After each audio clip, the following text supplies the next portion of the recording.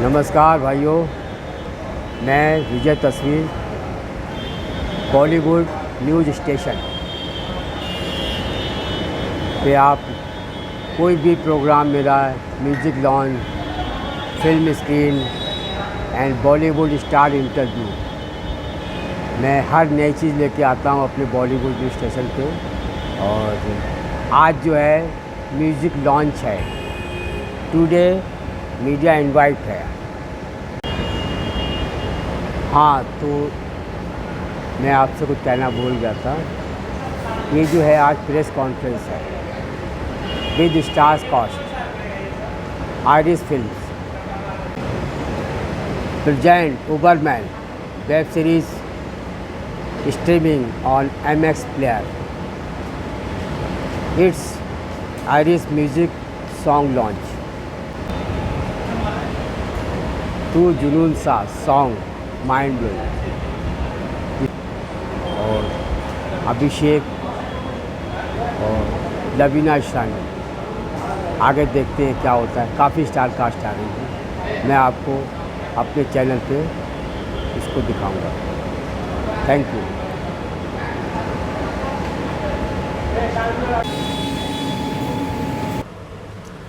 आज music launching पर काफ़ी लोग उपस्थित थे।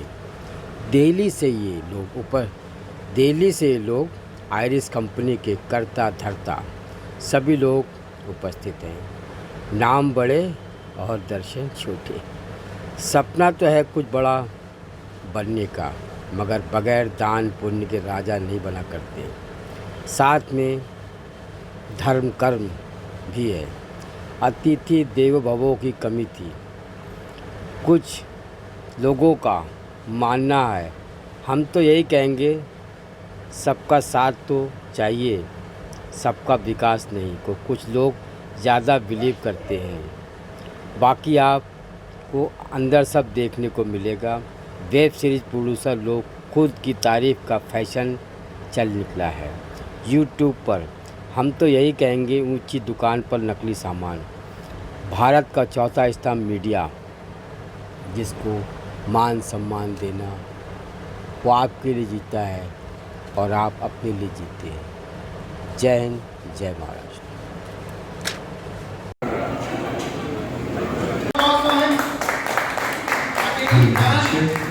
उसके बाद हमारे Ashish Kaushik, director of the film, हमारे Akash Vashisht, producer of the film, Bharat भाई, Dolly ji, Manisha, the beautiful stars of the film. Mansi, आप सो सॉरी।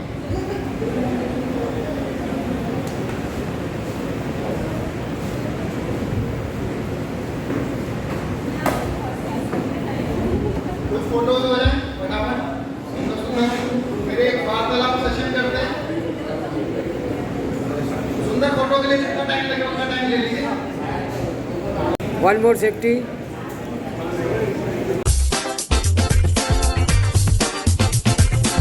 का एक तरह से उनका फिल्म करियर स्टार्ट ही हो रहा है। And we do not come from money, hard earn money, और उसको जब इन्वेस्ट हो रहा है, तो when he trusted me with this, I felt proud, but I felt कि there is a very big responsibility on my shoulders. तो poster पे नाम आने से पहले मैं ऑलरेडी काफ़ी चीज़ों को लेके गौरवान्वित फील कर रहा था। But yes, I am so happy that Sushil ji, Akash और देव भाई के साथ में मेरा वो पहला प्रोजेक्ट है जिसमें मैं एक्चुअली अपनी पहली प्रेस कॉन्फ्रेंस कर रहा हूँ। पोस्टर पे नाम आया हुआ है। I am so proud. Thank you so much, thank you so much Dev भाई। एक और सवाल मेरे को बहुत सारे लोगों ने बोला, पूछ लेना। हम अगला प्रोजेक्ट क्या कर रहे हैं? उबरमैन 2 यार, सोचने की बात ही नहीं है। तालियां, हमने अनाउंस कर दिया कि हम उबरमैन 2 कर रहे हैं।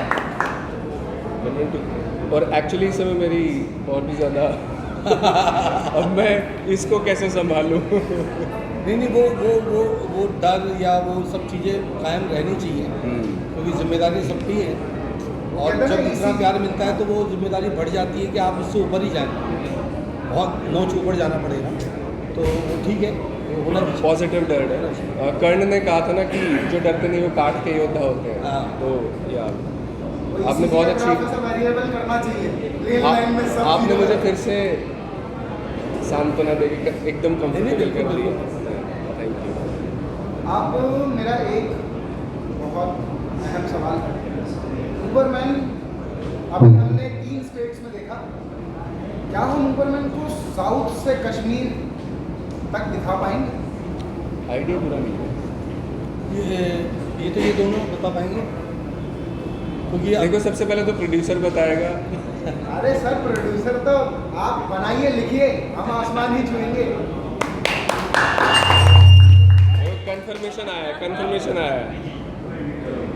अब मेरा एक और बहुत मेरा इस बात पे वो है कि हम गाने कब रिलीज कर रहे हैं? हमारे पास इतने सुंदर सिंगर्स के गाने हैं, हरिहरन जी, अमित मिश्रा, बाकी आप बताइए इन लोगों के गाने कब रिलीज कर रहे हैं हम ऑडियंस के लिए? बहुत जल्द हम रिलीज़ करेंगे। मुझे लगता है कि 20 जून में ही रिलीज़ हो जाएंगे। Oh wow. तो मैं आप लोगों को बहुत बहुत थैंक यू कहना चाहूँगा। आप लोग इसके पार्ट बने, इस शो के पार्ट बने। अब एक बार मैं पूरी कास्ट को दोबारा इनवाइट करना चाहूँगा, तो प्लीज़ ऊबरमैन टीम,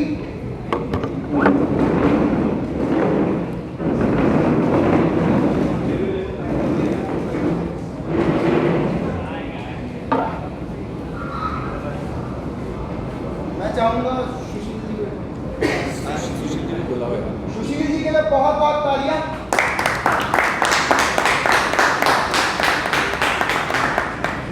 सुशील जी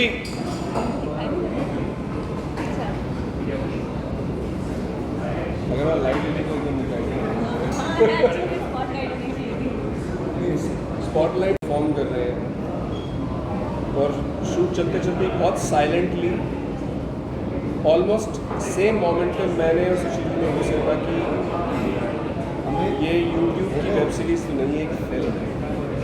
और वहीं से ये डिसाइड हुआ कि इसको एक फिल्म की तरह ही हम परसीव करेंगे, वैसे ही बनाएंगे। और इतनी सारी स्टोरीज एक ही प्रोजेक्ट में है, उसके बारे में बताइए कि उसको एक साथ लाना कितना मुश्किल आसान था? आसान नहीं था क्योंकि स्केच आपके माइंड में कुछ कॉन्सेप्ट्स आते हैं, स्केचेस आते हैं, उनको इमोशन से एक साथ पिरोने में थोड़ा समय लगा। लेकिन क्योंकि मुझे फिल्म का लक्ष्य क्या है, फिल्म क्या कहना चाहती है, वो क्लियर होने के कारण इन कहानियों को पिरोने में मुझे बाद में वो रास्ते खुलते चले गए कि मैं किस कहानी से क्या मैसेज दे सकता हूँ जो अल्टीमेटली इसके कंक्लूजन तक पहुँचे। काफ़ी नए एक्टर्स भी हैं तो उनके साथ काम करने का कैसा लगता है?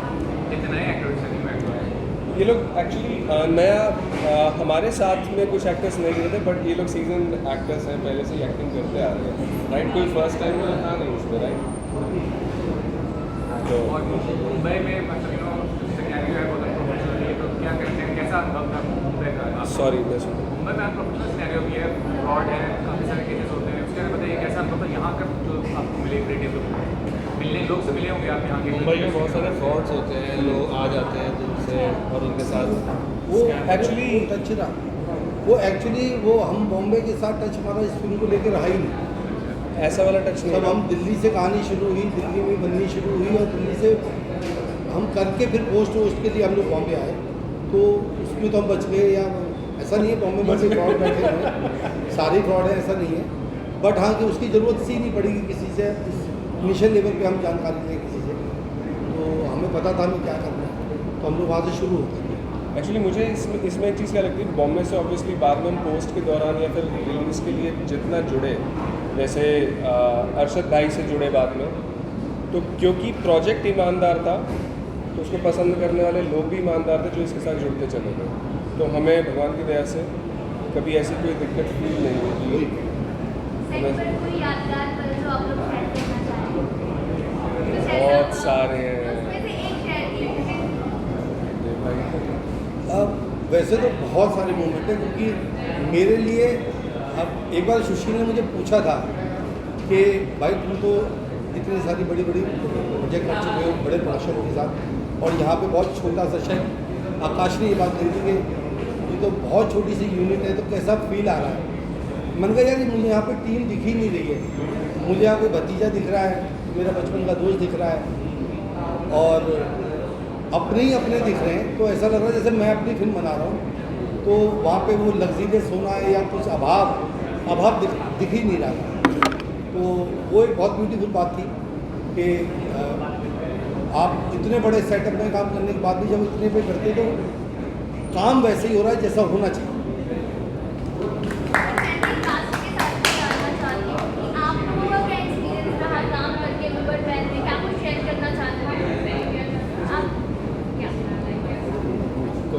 कास्टिंग हुई थी उसके बाद कैसा लगा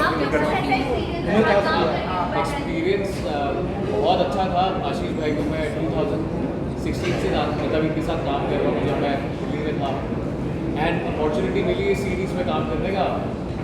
team, production, direction, everything, my को एक्टर्स, बहुत बहुत बहुत अच्छा, and I feel so lucky to be a part of this super movie and looking forward. मतलब बहुत मज़ा आया, it was everything was so good. हाँ, मैं चाहूँगा मानसी आप भी और डॉली आप भी इस पर।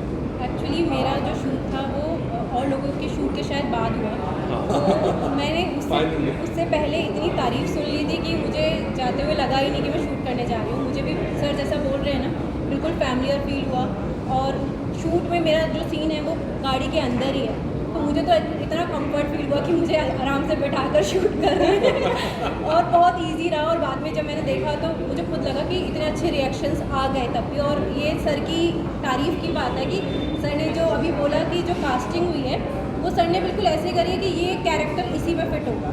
मतलब शायद वो सर का ही एक रीज़न है, वो जो भी हुआ वो फ़ोन के थ्रू ही ऑडिशन था शायद, जो सर का क्या बोलेंगे उसको कि समझ है कि कौन सा आर्टिस्ट किस चीज़ में फिट होगा, वो बिल्कुल एग्जैक्ट बैठा है। अच्छा, मैं एक सवाल इनसे मैं कर देता हूँ। आपका जो सीन है जब आपको वो पेपर पे मिला या जब पहली बार वो नरेट हुआ तो डर लगा कि यार ये कैसे सीन करेंगे, गुंडे मुझे पकड़ेंगे या मेरे साथ बदतमीजी करेंगे, ऐसा होगा ये सीन? एक्चुअली मैं एक ऐसी मूवी ऑलरेडी कर चुकी हूँ जिसमें मेरे थप्पड़ रियल में पड़ा था। जैसे सर को इसमें पड़ा है तो मैंने एक मूवी की थी उसमें मुझे रियल में थप्पड़ पड़ा था, तो इसलिए मुझे शायद इतना डर नहीं लगा और मतलब मेरे लिए काफ़ी इजी था। और आप लोग जो जिस तरीके से शूट कर रहे थे ना, तो वो शूटिंग नहीं, वो ऐसा लग रहा था कि सब एक टीम वर्क कर रहे हैं, तो बहुत इजी था।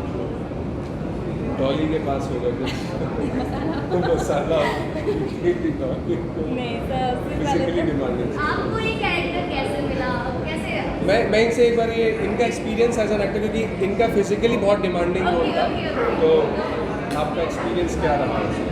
क्योंकि आपकी पहले लड़ाई भी हुई है, बाल बाल खींचे गए, उसके बाद थप्पड़ मारे गए हैं। पहले मैंने मार खाई है, फिर मैंने मारा है। क्यों? आप जाके सीरीज देखो तो आपको पता चल जाएगा। बहुत सही जवाब।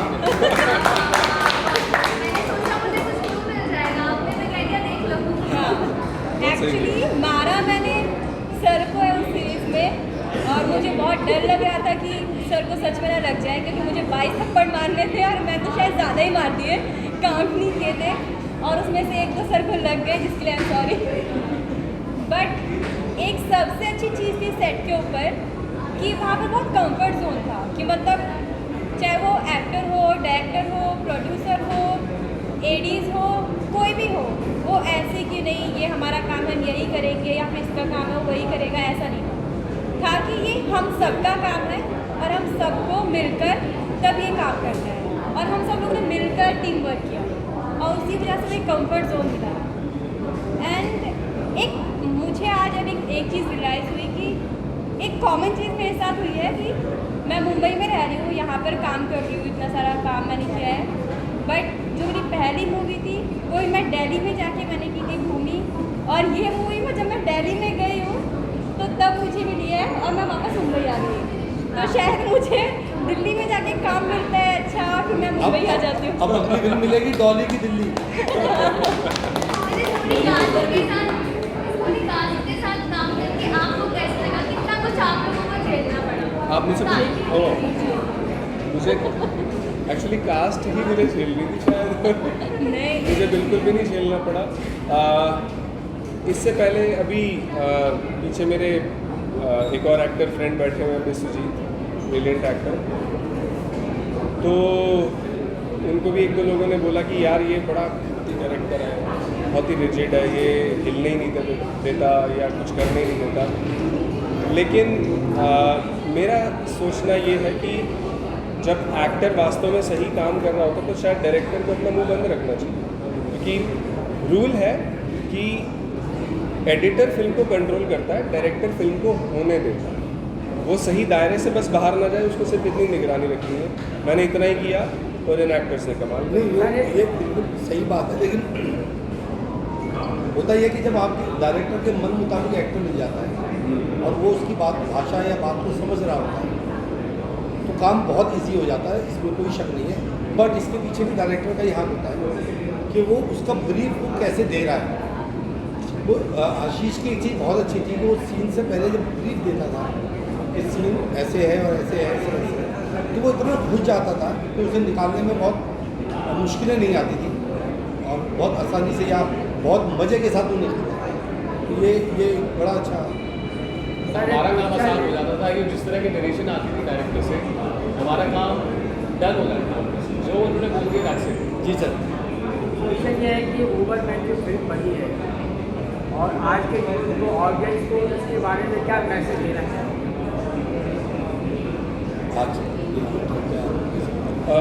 मेरा सीज़न 1 का बिल्कुल सिंपल सा मैसेज था, ये मेंटल हेल्थ के ऊपर है। और मैं इस फिल्म में सिर्फ यही बताना चाह रहा था कि ज़िंदगी खूबसूरत है, गवा देने के लायक नहीं है। मुश्किलें आएंगी, आसान तो कुछ भी नहीं है ना, फिर जीना आसान नहीं है, लेकिन मरना कोई सोल्यूशन नहीं है। मरना कोई सोल्यूशन नहीं है, यही खूबसूरती है। अब माँ को मालूम होता है कि मेरे घर में बच्चा आएगा और 9 महीने मुझे तंग रहना पड़ेगा, लेकिन वो उस ज़िंदगी को इनवाइट करती है इस दुनिया में, वो उस दुख को झेलने को तैयार है। तो हमें ज़िंदगी को वैल्यू करना चाहिए और ऑब्वियसली जो भी आपकी लाइफ में दुख है उसके बारे में बात करनी चाहिए, डिस्कस करना चाहिए।